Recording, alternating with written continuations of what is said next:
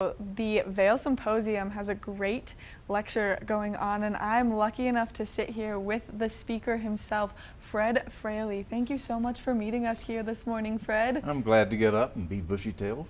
I'm pretty excited that you're here because we were talking about the railroads and the railways a little bit earlier, and I mean, it's kind of exciting.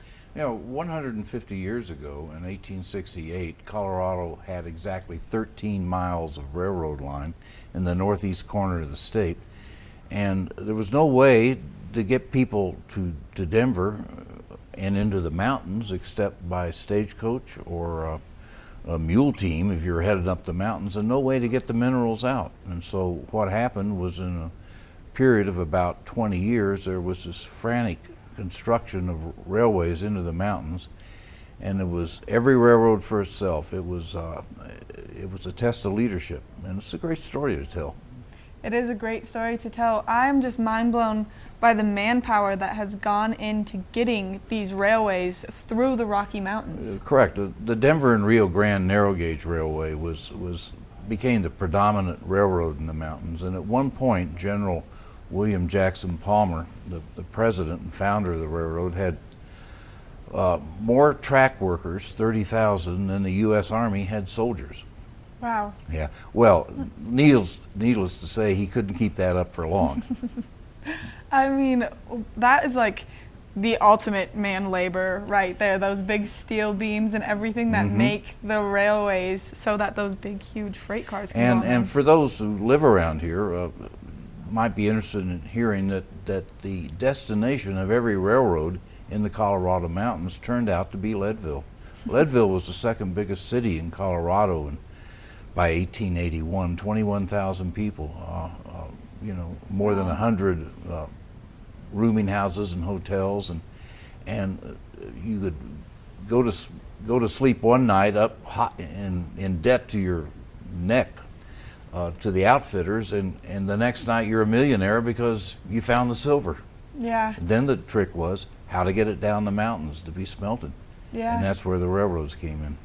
And in gosh, you're gonna have to bear with me, not quite some time ago, there was an accident that happened in Minturn.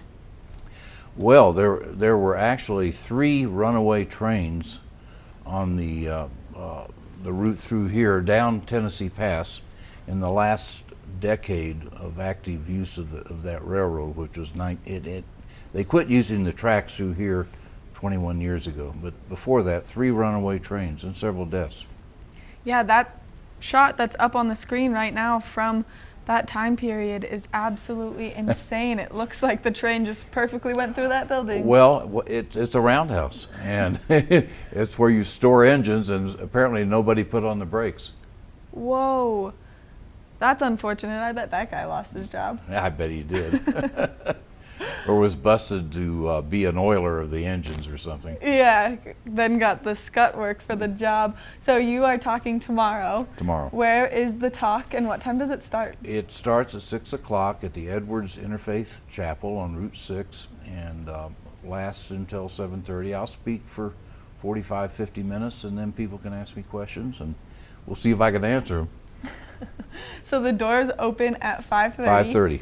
And then you can buy, if you buy tickets before 2 p.m., they're a little bit cheaper. $25 until 2 p.m. tomorrow, and at the door, $35. And then you guys are offering a little bit of a discount for some locals. Students, teachers, Eagle County government employees, Vail Associate employees, all can attend for $10. And that is wonderful.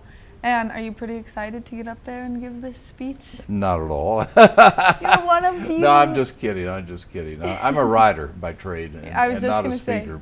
But I'm excited about this because this is an exciting story to tell. It was the kind of leadership that put the railroads into the mountain that you don't even see today in the business community. Which is so mind-blowing to me because as we were talking earlier, I said that quote, that history quote, that you don't know where you're going unless you know where you have been. So it's kind of nice for all these locals here to take a step back and look at what built the Rockies and what led all of what we have right now to where it or like where it came Right. from. Let me offer you another quote by John Evans, a territorial governor of Colorado. He said, Colorado, without railroads, is comparatively worthless. And it's, I mean, we don't use them anymore. Oh, but we do. If you go to UPS and send a package to New York or Miami or Chicago, odds are it'll leave the state on a train. Now, it's another thing if you want to ride passenger trains around the state. There are 2 Amtrak routes through Colorado, but they you know, it's a 1/100th of 1% of the travel done in the state. So we don't ride the trains much anymore. But we use them for freight. Well, Fred, thank you so much for coming in this morning Thank and you. giving us just a little bit of a hint of what is expected tomorrow. So if you were looking for something to do tomorrow, make sure that you get tickets to this. I think it's going to be kind of a cool event to get to go and learn more about Colorado's history. Fred is also one of the biggest writers for railroads, and he's a local here in Vail. Coming up next, we have more Good Morning Vail, so stay tuned.